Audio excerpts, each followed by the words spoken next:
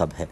ایک بھائی نے کہا کہ ہمارا کرائے کا کلینک ہے اور میں اس کے اندر جو ہوں وہ مطلب مینیجر ہوں اس کلینک کے اندر، لوگوں کو میں ڈیسک پہ غالباً یہ بیٹھے ہوتے ہیں، تو کہتے ہیں مالک مکان نے ٹیکس نہیں دیا تھا، اس وجہ سے آ کر اس کو مکان کو سیل کر دیا گیا، ہمارا کلینک بھی بند ہو گیا۔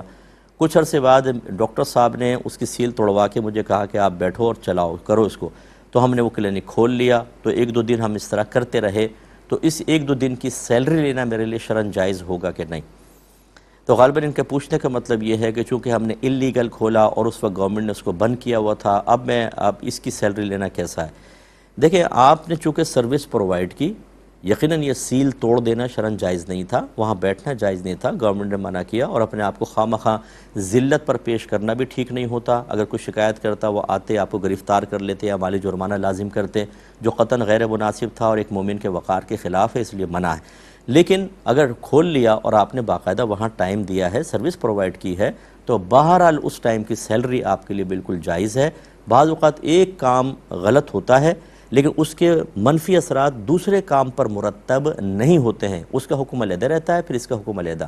اس میں ٹیکنیکل کچھ اصول ہوتے ہیں جو ابھی تفصیل میں بیان نہیں کر سکتا، آپ کو نتیجہ ذکر کر رہا ہوں۔ مثال سمجھانے کے لیے بس یہ کہہ دیتا ہوں کہ مثال کے طور پہ اگر کوئی چوری کی ٹیکسی میں گیا ایک سفر کر کے اور وہاں جا کے اس نے نماز ادا کی، تو کیا نماز ہو گئی کہ نہیں ہو گئی؟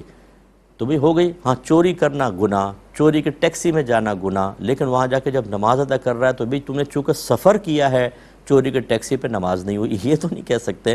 اسی طرح کسی نے چوری کی چھری سے بسم اللہ اللہ اکبر کہہ کر اپنا جانور ذبح کیا، بتائیں یہ طیب اور حلال ہوگا کہ نہیں ہوگا؟ بالکل ہوگا۔ چھری چوری کرنا، اس کو استعمال کرنا مالک کی اجازت کے بغیر، دونوں گناہ، لیکن اس سے اس فعل کے اوپر کوئی اثر مرتب نہیں ہوگا۔